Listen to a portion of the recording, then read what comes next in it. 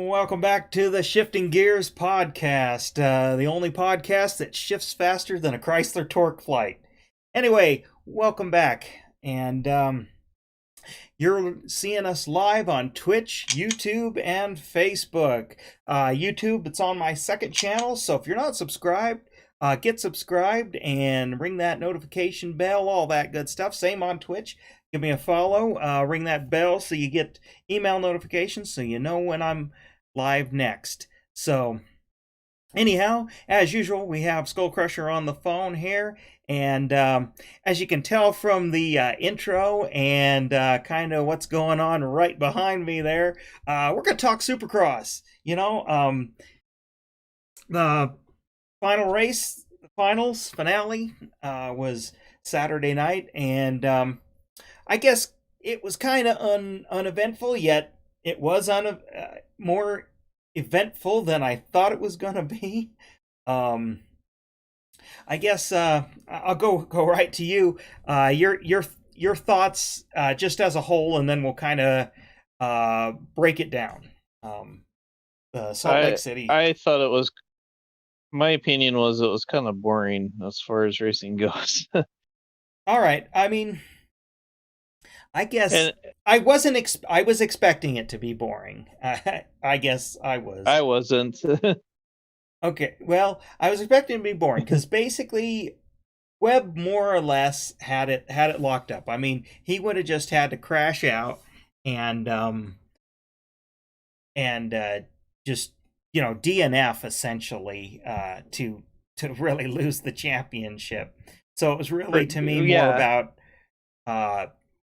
how hard he was going to push, and how hard Roczen was going to push, and how hard Roczen was going to push, how hard he was going to push, based on the mathematics of the whole situation. Well, and that's why I suppose why I thought it was boring was because I kind of expected that like Roczen was going to come out and try and fight for it as aggressively as he could, and then like I predicted last week, I was figuring that he was probably gonna wreck, and he didn't, and which I mean is a good thing. He didn't wreck, didn't take a possibility of an injury or anything, but it just was kind of a boring race because Webb just came out, kind of started going, and no one was really competing against him, really. Well, right, not in the points, but I guess he didn't really have to go for it like he did, and also Roczen just sort of, I don't know if you want to say it, if he cracked or if he was just like, oh hey, you know what?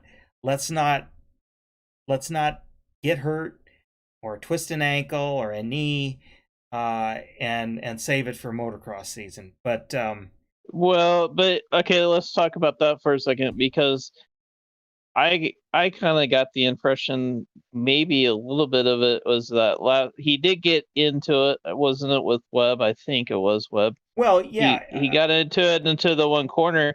I almost kind of wondered if his bike wasn't something didn't happen, like he got into the shifter or something. Because he was the reason why I say that is he was running uncharacteristically slow when people started passing him. Yeah, but the level of talent too, though. I just think honestly he got shooken a little bit. It's fairly possible there was something there, but I didn't hear any after race reports of that necessarily. But that doesn't mean that nobody didn't ask or whatever. But I guess it more like seemed like he, I don't want to say demoralized. That's too cliche, I guess, but more just like, yeah, hey, save it, But Webb, though, kind of was playing it a little. He was trying to put on a show, doing a little cat and mouse, really toying with him. Because I feel like I feel like in a way, he was really trying to put on a show, but then he lost some ground, and that caused Sexton to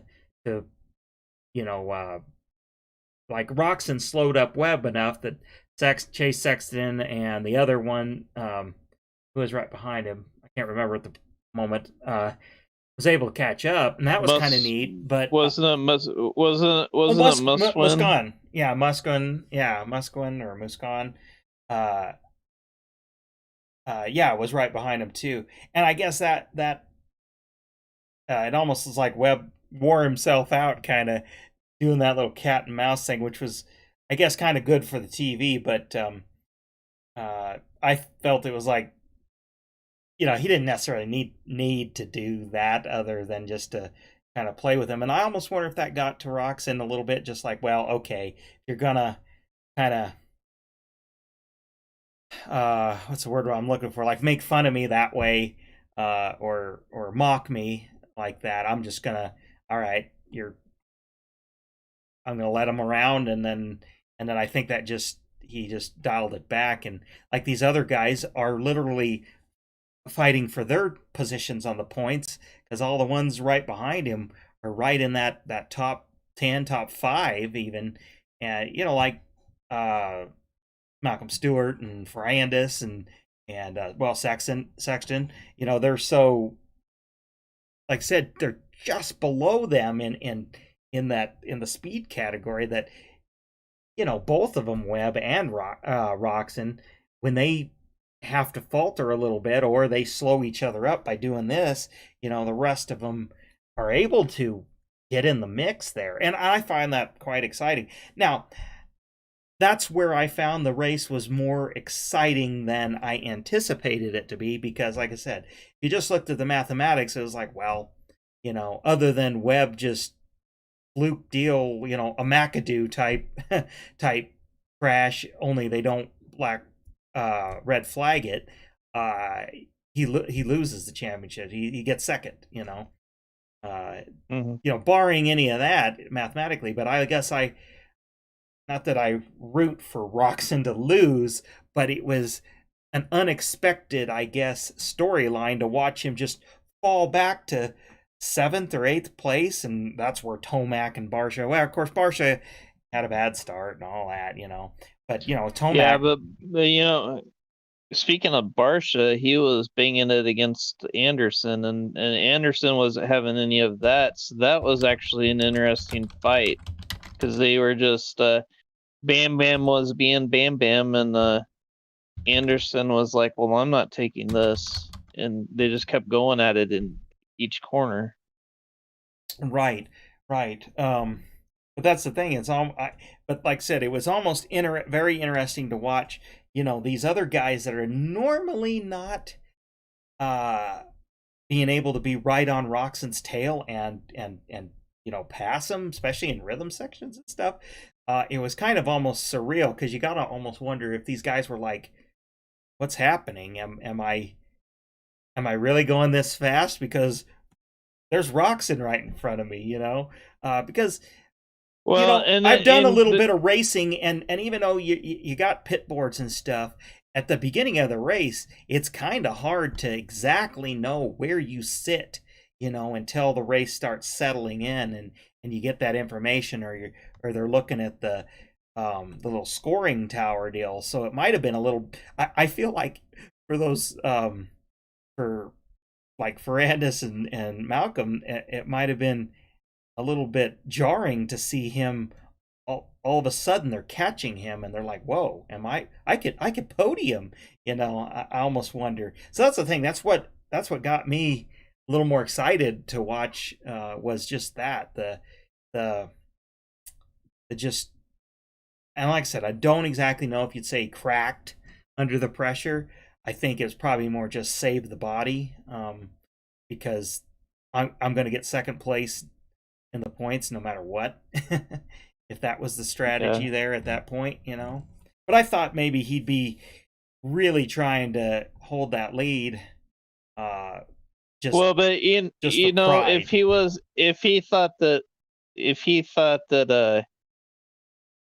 if he thought Webb was trying to play him, he's not one to hold back, and he didn't really show any kind of like ill will emotions towards him in the at the end with the award ceremony. They was just like, all right, No, not well, at all. here's my medal, and this is where I stand. And so I don't know. Like I said, I still, because before he started falling back, there was him and Webb got into it in that one corner. Yep. They were side by side and they hit hard, and then he started falling back, and that really makes me think that maybe Maybe there was um some kind damage. of damage. Yeah, Yeah. whether it like bent his shifter or something else. Well, I don't disagree that could have been uh, something there. But again, like I said, it wasn't the most exciting race ever, but it definitely wasn't predictable. I guess, especially how the rest of the field placed. You know, Tomac not even being a contender in this race. Yeah, he couldn't win the championship, and he was gonna, but he, I forget looking at the he could have lost his standings, at least maybe one place in the championship if he didn't do as good as he did. Uh, and the rest of them was just a good. I felt there was some really good racing in the other positions uh, behind all this. Just that was fun to watch the back and forth, and then like I said again, Chase Sexton is he might be one of my it's hard to not root for some of these guys, but I'm kind of rooting for Well, him you just know, because he's a little bit of I think an unknown or a spoiler. You know, I well, and I think you kind of you're having the same thought that I had. Well, and part of what my thought was prompted by them saying that I forgot that he had won the 250s, and he's isn't he? This is his rookie year. right. He didn't win the rookie of the year, but he because Ferrandis did, but Right. um he very well could be the future of Supercross. Well, and that's what I wonder. Of course, Webb, this being his second, I, it's hard not to root for him to try to get number 3 and get in that more. I mean, he's No, already in an elite I section, but I I don't mind them, but I don't know if I'm gonna necessarily root for him. You know, I'm still, at the end of the day, I would prefer like Roxon or preferably Tomac, but I would prefer Roxon or Tomac or Barsha or someone like that to win it, not well, Webb. right. But I just think like Kenny and Tomac for that matter. I think I hate to say it, I feel like their time is they're on the back sides of their careers. At least in Supercross, a little bit. They're not, they're not in Reed territory backside. When people started liking him, um, Yeah. or Wyndham on his Well, way out, where but where he. I don't think Roxon's going to go out like Reed. I could see Tomac doing that, but I don't think Roxon's going to be like that. It's just going to be like one day he's just going to He's just just not be gonna there. not do it. Yeah, and that's what I'm saying. When I say it's like, okay, here's where their peak is. It's like, okay, they're he's right about here. He's not down here, but he's right about here. And I feel like Tomac is back here too. I just think this younger talent, and even the aging younger talent. So Malcolm Smith, Smith, uh, geez, Malcolm Stewart. My head was not right there. Malcolm Stewart. Even though he's finally been able to step out of the shadow of his brother, um, uh, he he's finally really coming into his own. Now, he's not my favorite writer, but I definitely don't hate him. Never have. I just think he got a bum rap getting in there just because the expectation was we'd see another James Stewart, which not at all. Now Um, he's become his own rider, and I really do like his dig deep and aggressiveness when he has to. Oh, thank you over on we got somebody over on Trip. Over on Twitch. Like the LGR shirt. Yep. I like to support other YouTubers I watch, and this is one of them. You miss Supercross and NASCAR without cable. I don't get to watch anymore. Um, well, there's highlight reels on YouTube, and there is some other streaming ways to do it. You could pay the $5 to watch it on Peacock in this case because it's NBC. We're gonna get to, you know what? Stick around. We're gonna get to the motocross season and some of the programming challenges there. Uh, we're gonna talk about that actually. And NASCAR, like get subscribed or follow, because we're gonna do a NASCAR talk about NASCAR because Skull Crusher on the phone here is or was a NASCAR fan. We won't go into it now, but he's got some knowledge there. I have some more historical knowledge, not being a super fan, much like him. So thank you for joining in, and if you got a comment on what we're talking about here, the race and everything, um, don't hesitate to chime in. But anyway, back well, to and I mean, you said you used to watch Supercross and NASCAR. So who's your favorite racer? yeah, exactly. How long has it been since you've been able to watch? I guess that then we kind of know what era you kind of like to watch. Anyway, um, back to kind of oh yeah, Malcolm Stewart and such.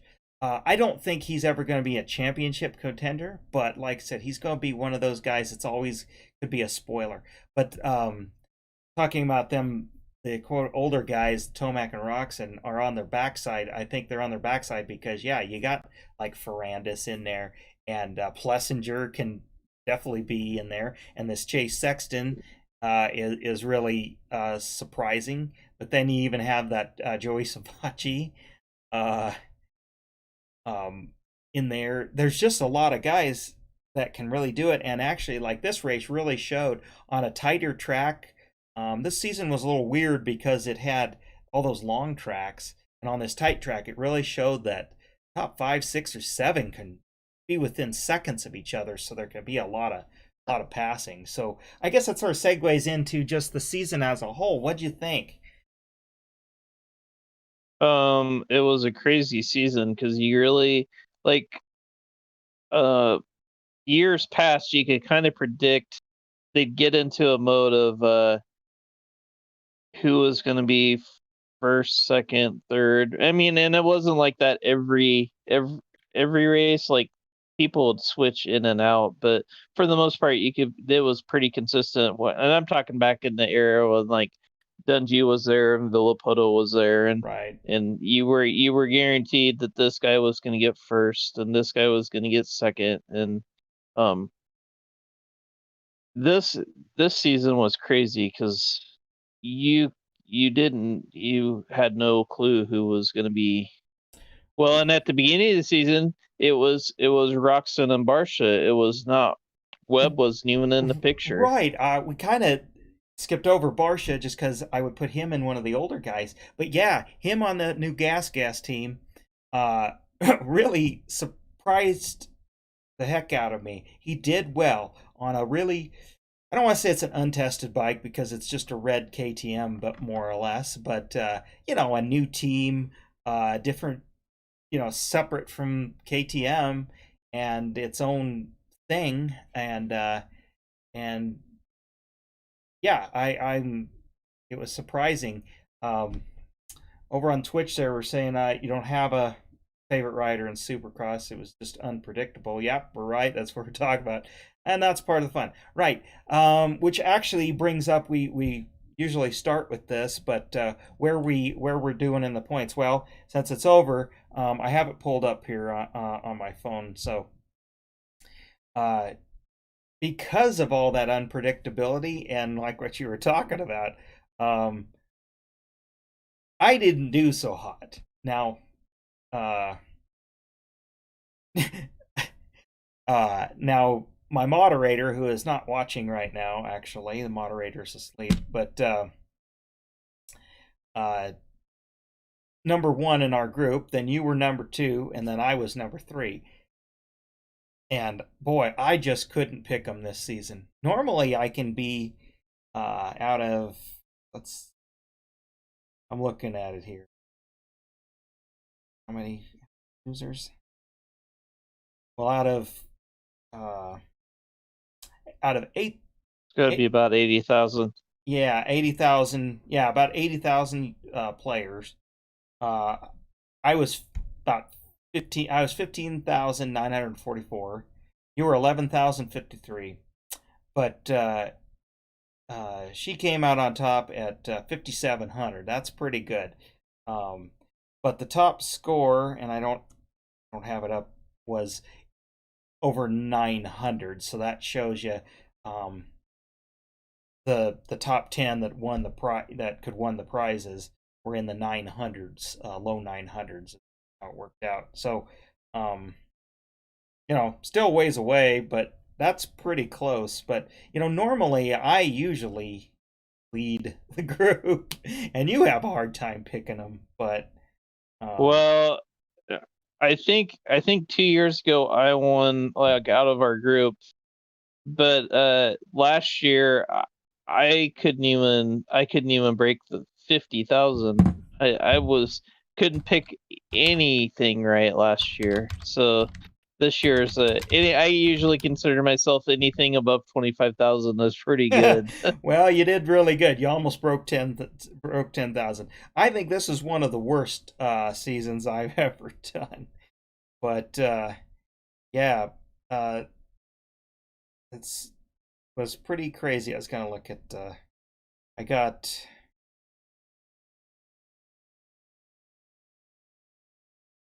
I wanted to see what I got. Okay, I mean, I didn't do half bad this race picking. I got 56 points. Yeah, there was 85,000 thousand people that playing. But yeah, wow, that finish really yeah, Chase Sexton at the third. Yeah, Bachi. Yeah, uh, I guess then there's always the other back there. Wilson's the other kind of disappointment. He just never has materialized, and I don't know. I think he's just more of a motocross rider, and that's it. You know, but fantasy racing's fun. We do the Rocky Mountain ATV MC fantasy racing. It's free, and it's just fun. We kind of compete against each other, but we also have a group and see how we do against other groups. We've been doing this, the three of us, gosh, for at least been almost 10 years or something. You've been a lot longer than I have. Well, I don't. I would guess like 5 or 6 for me, but that was a little longer than that, but maybe that's how long. Well, I was doing it since the early 2000s, about 2001. Well, about 2000 actually, but that was on, and I don't even know if that website still exists. MotorcycleUSA.com. I'm sure it does, but they always did a fantasy racing. Now they just had like one grand prize type deal. There's weekly prizes and stuff. We never won any of it, but that's not really the point. But I always did that, and then Rocky Mountain MC ATV, decided to be a title sponsor, and then I started doing that. And then, like I said, you joined in. I think it's been a little bit longer. Maybe it has been 10 years, but it's been about 8. But it's kind of fun. yeah, it is. But to our fellow viewers over on Twitch, there saying they kind of have trouble with their internet on their phone and this and that. It's uh, Rocky Mountain ATV MC or Rocky Mountain RM Fantasy SX.com. That's the website you need to go to sign up. I mean, it's over, but write it down, save it for next year. Free. And just you pick them and you get scored points how the rider does. Your total points at the end of the season is determines what you do. And like I said, if you can pick it and be in the top 3 each week for points, you can win prizes and stuff. It's pretty neat. Like I said, we never have done that, but it's just fun to see how well you can pick these guys. I don't know what website does the motocross season because it's a different title sponsor and stuff. But let's get into that. Uh, because this viewer over on Twitch had a hard time, of course, cable cutter, all that jazz, and I support that.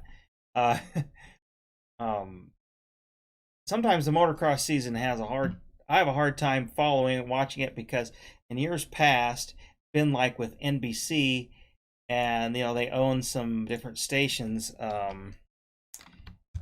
and they break the motos or races up on different networks, or not networks, but different channels, versus streaming versus their paid service versus a TV station that you would actually pay.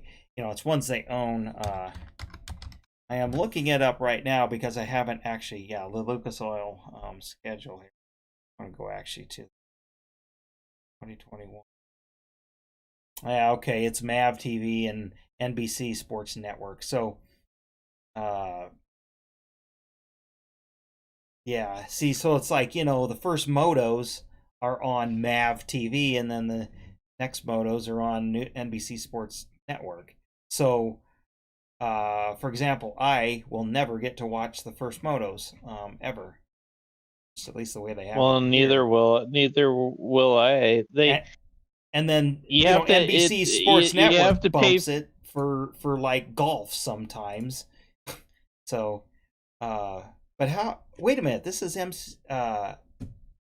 NBC, so I might be able to watch this on Peacock. Maybe. Who knows? They probably may have you see in the years past, and this has been my biggest gripe with it. And look, I'm not looking for it to be totally free, but it's like if I already pay for some service that they have it on, why can't that whether it be cable or something, why can't I have access to it just because it's not part of that package? I don't get it. They used to sell their live package like NBC Gold or something. It's like something like $70 to watch the season, which, okay, you figure out how many per race. It's not a lot, but it's like that's for one show a week.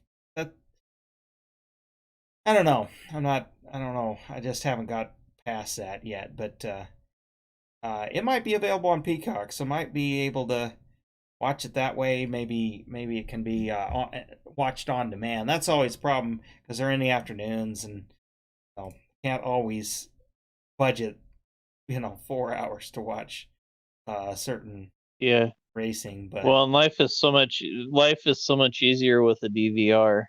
right, and I think I do see to watch every moto live on Peacock. I'm on Pro Motocross, so theoretically I should be able to, but I don't know. The thing is it's like, do you need to buy extra, an extra tier, because I have Peacock, or access to Peacock, I should say. Well, and honestly, so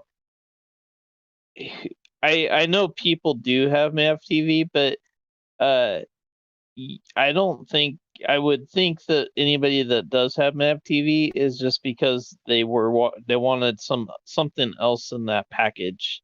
It wasn't Well, because they wanted MAV that's TV. that's it. MAV TV was the old, like, OLN or Outdoor Life Network before that, and maybe something even before that. I mean, it was. I just don't know. It's almost like they don't want people to. I thought the idea is to get as many eyeballs on your program so you can sell the advertising space, and and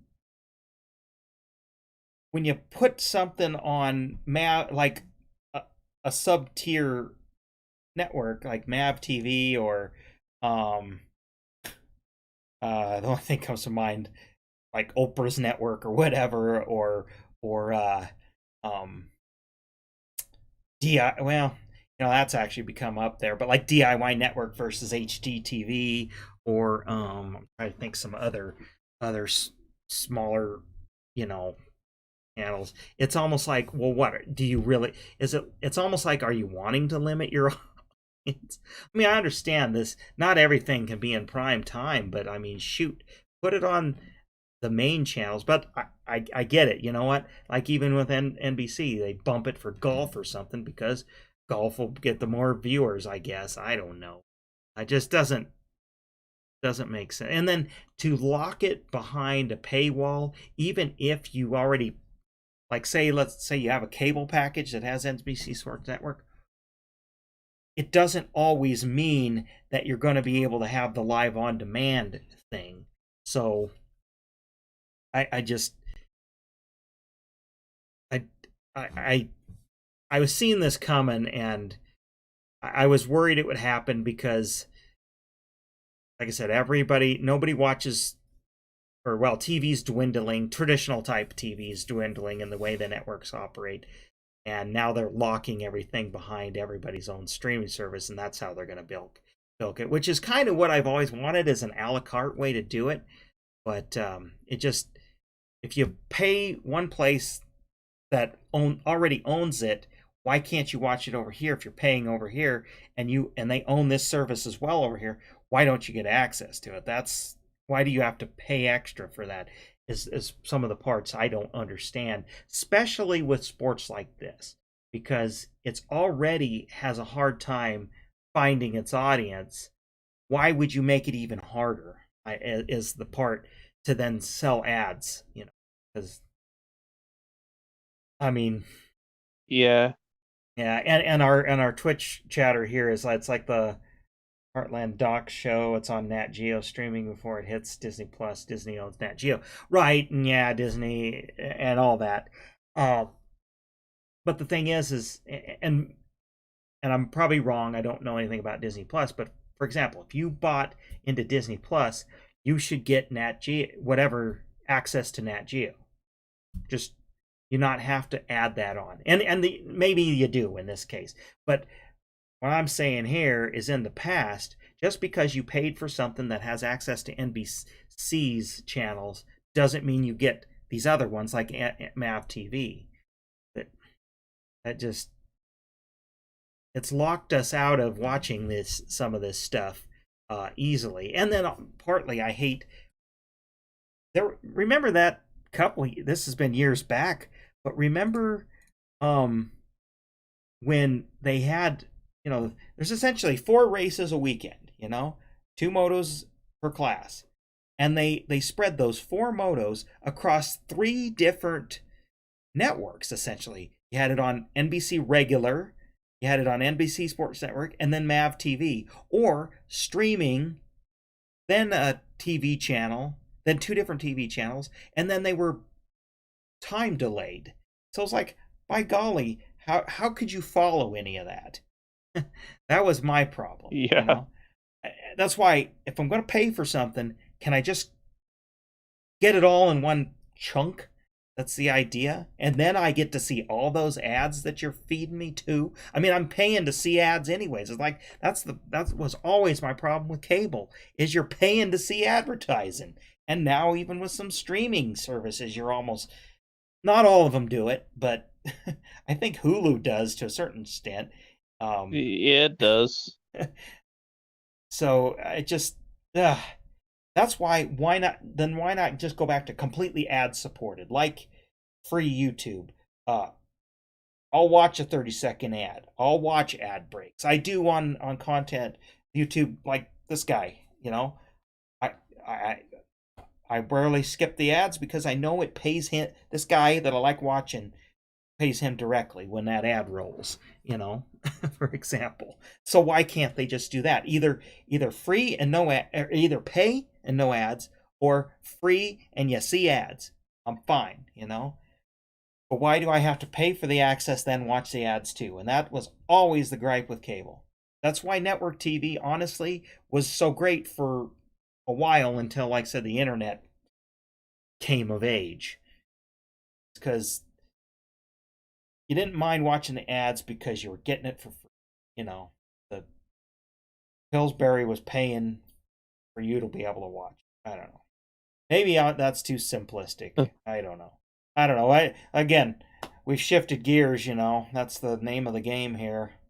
Well, what they should look into is maybe motocross or AMA needs to take it and say the heck with like putting on MSN or whatever, and just put it on their own page, and just have all the races in one spot. Well, that'd be the easy thing, but I just don't think it'd make enough Eh, money. eh, I think that's really it. Is only the hardcores like us would seek it out. And I know that's why they do it. That's the thing. I gripe about it, but I understand from a business point why. At least doesn't look like this season they're doing that, but why they will put a race on regular NBC in the middle of the day. It's to the channel surfer who never really watched it, but oh, this looks interesting kind of thing. It's kind of like, I don't know if you remember so much of like ABC's Wide World of Sports. You know, they choose a different thing, and that's how I got to know that, you know, of course, it's all before the internet stuff, you know, that like mud bog racing was like a thing, or jet boat racing was a thing when I was a kid, is like ABC's Wild World Sports, or CBS would have a auto racing thing, and it's like, oh wow, I didn't know this existed. But like, I think we've progressed so much farther from that with the internet in your hand, being able to find other, if you're a gearhead like us, find other motorsports to watch. You don't need to stumble onto it, you know, traditionally channel surfing. So I think you're right, it could be done, but it just, I think it's just the networks and everything just are so, they're having a hard time evolving in this new space, but also it's just, they'd have to take a pay cut, you know, when a guy like this that makes this kind of content, and what we're doing right here, out of, you know, I'm sitting in my editing room, you're sitting on your couch probably, right? You know, sometimes you're watching me, I'm in the garage doing this, providing entertainment that at least one person over here on Twitch apparently is entertained enough by to watch and interact with us. So thank you very much, you know. But you know, guy doing it full time like this guy, or bigger channels, seems like that is the new future. To me, is the future of just content, not only creation but consumer, the consumption of the content. And the heck of it is we grew up before any of this we could have even thought of this. It still amazes the hell out of me, you know, that we can do this. We're doing this. You know, you almost had to go to radio media school and get on the radio, try to get on like the radio. The highest any most people could be, even aspires, be like on some college radio station. You know, I mean, it's surreal to me. I guess youngsters probably is like, what do you mean? Just flip on your camera and go to town, you know. But it's but yeah, I mean, we've strayed away. We shifted. I think we're in about. I think I did some gear splitting here, and got out of direct and went into overdrive. So let's on my Eaton Road Ranger over here. So let's shift it over to fourth, and then clicker down back into direct. Get back to motocross. So how do you think that season's gonna start? I guess because basically everybody in Supercross is gonna be there. Who do you think's kind of gonna come out?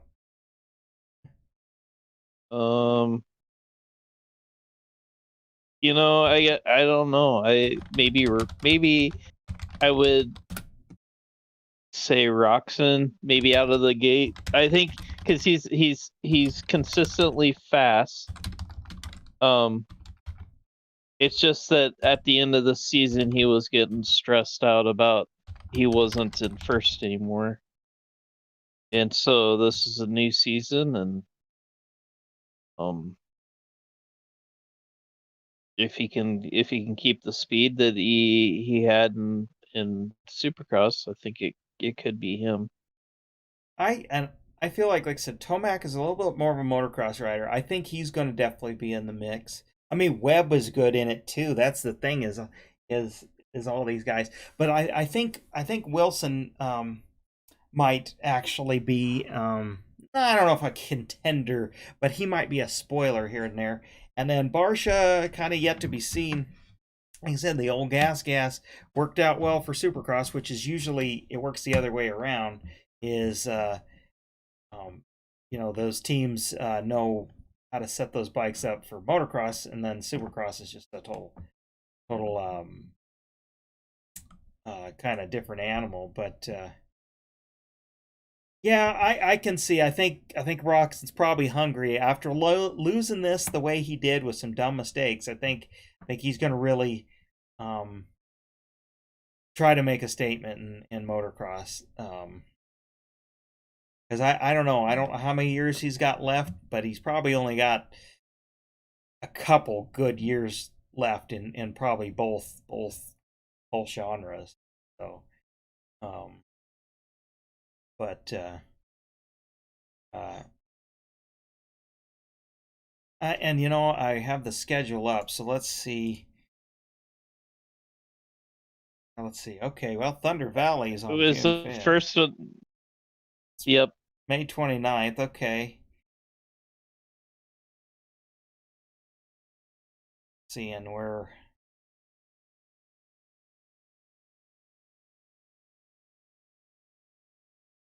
Okay. I think it's September 11th. So, okay. Um, yeah, we'll just have to see how this goes. I'm gonna definitely try to. Said I sure hope we can kind of watch it. Actually, I don't know who does fantasy racing for motocross.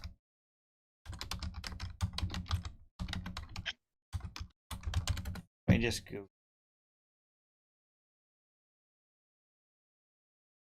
Well, Pulpit MX. Did we do that there one time before? That's like I think the first season we tried it, and then I don't think we've done it since. right.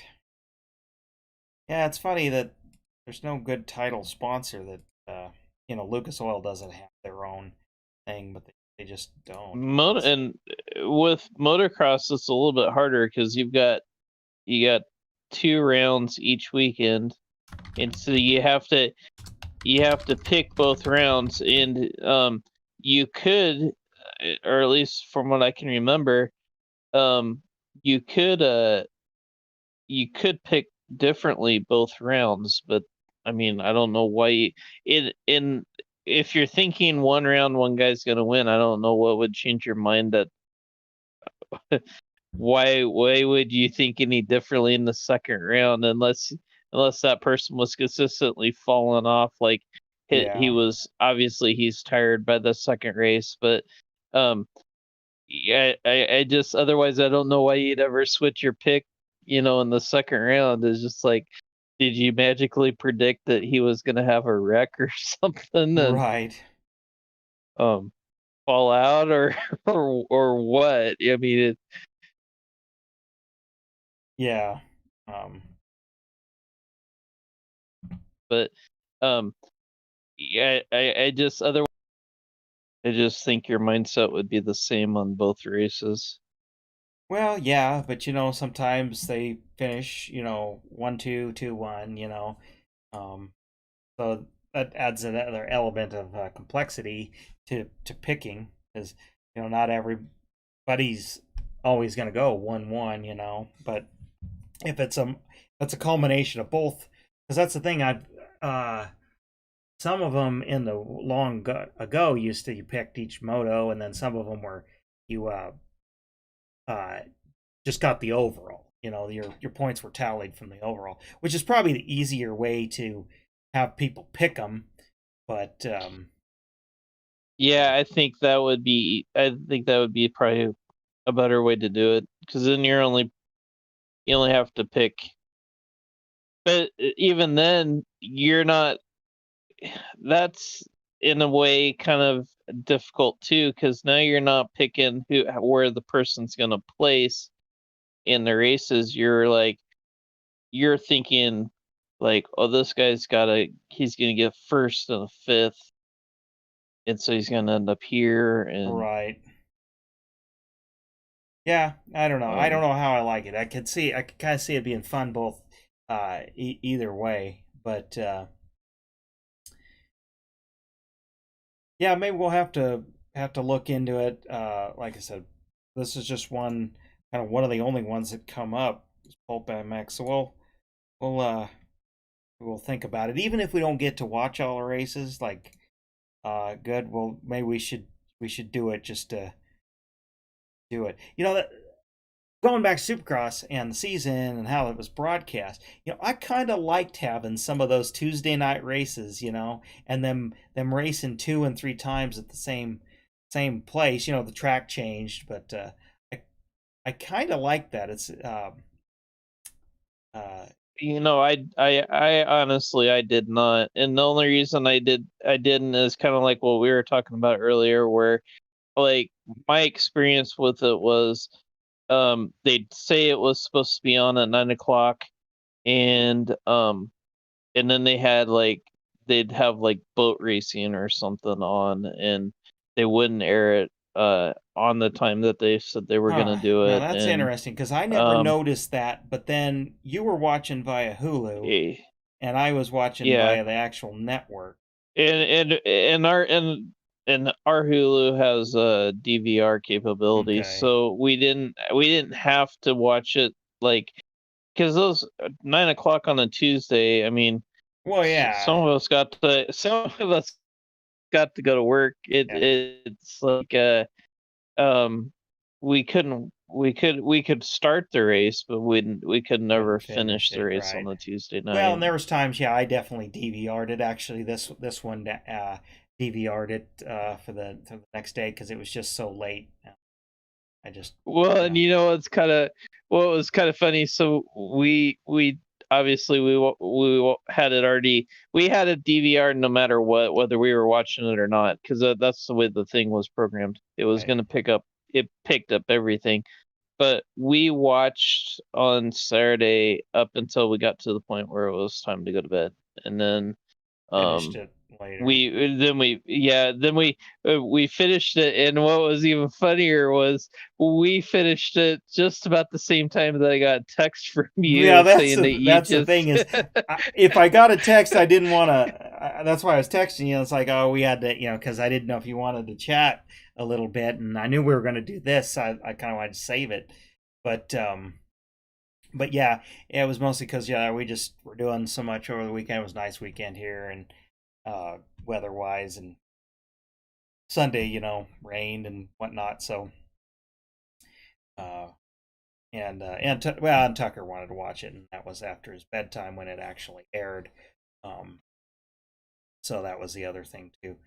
Uh, but yeah, so yeah, that was interesting. Well, and they didn't figure out the fantasy points until today. So anyway, so we yeah. couldn't. It was this morning. We couldn't see how we did anyhow. So didn't really matter. No, and in fact, I don't know if you did, but I clocked when I got on earlier today. It said we will not get the points up until like 2 p.m. or something like that. Yeah, maybe it was later, actually later than that, but I just knew it wasn't, the next day by about 10 a.m., which is traditionally how they do those. But yeah, anyway, it was a good season. I enjoyed this season actually more than some other ones in the past, and I think it was just because there was just so many people uh, that could win the race. And although only because Roxon made those critical mistakes in some of those races, uh, nobody was really running away with the points until that started happening. But that didn't necessarily mean that the racing was any less dull because, my gosh, like I said, some of these it was almost anybody's game, and that was what was Yeah. enjoyable about it. Um, it was fun to watch through the whole Carmichael era and all that, and James Stewart, but it was you were watching to see who got Well, second place in those, and this and was getting back to the true. You didn't know who was gonna win, let alone podium. You know.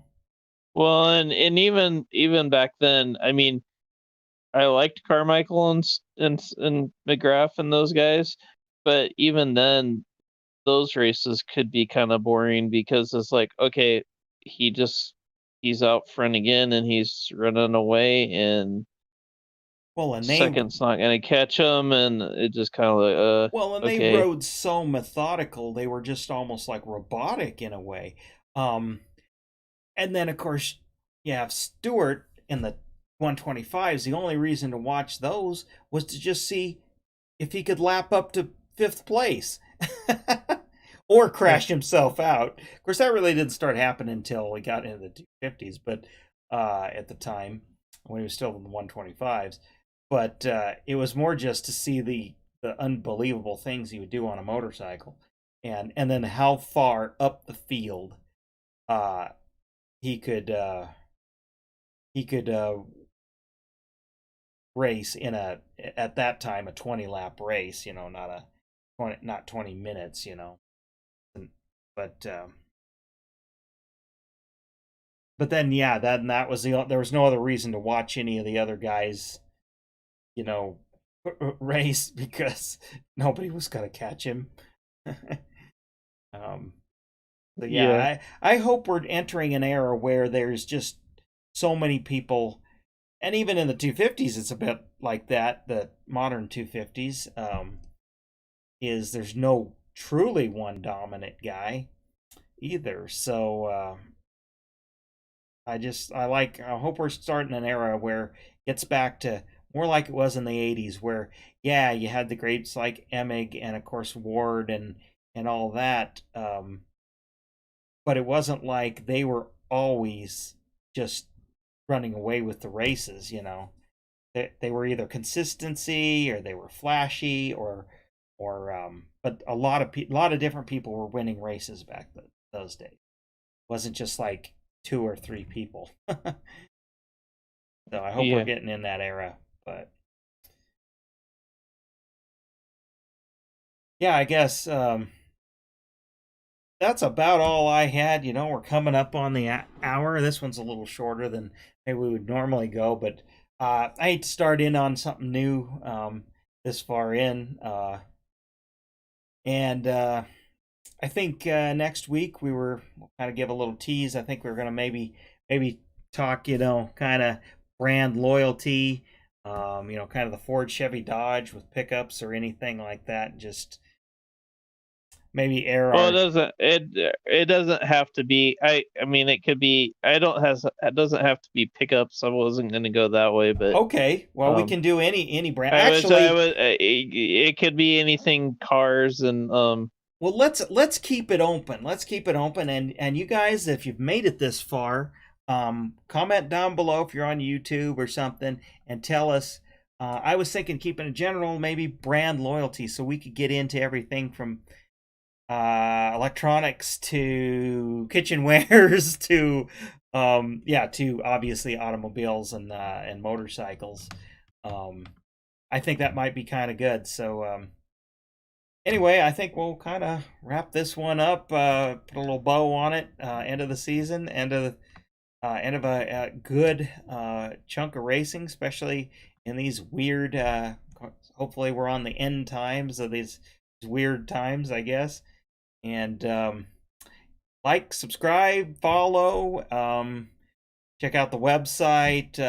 Follow Skull Crusher over on Instagram, and check out his Twitch channel as well. He streaming Farm Simulator and Minecraft. And what other games are you playing out there?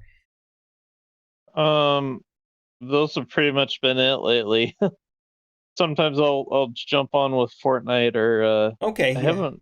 haven't tried Call of Duty on there yet, but Well, he streams every once in a while, definitely every weekend in the mornings, and we like to watch. Me and my son like to watch him farm on Farm Simulator, and so if you're ever really bored while you're eating breakfast, turn him on, I guess. So, all right, well, this was a good one. I had a lot of fun. So, we'll catch you next week. We do this every Monday night. And I guess I'll see ya.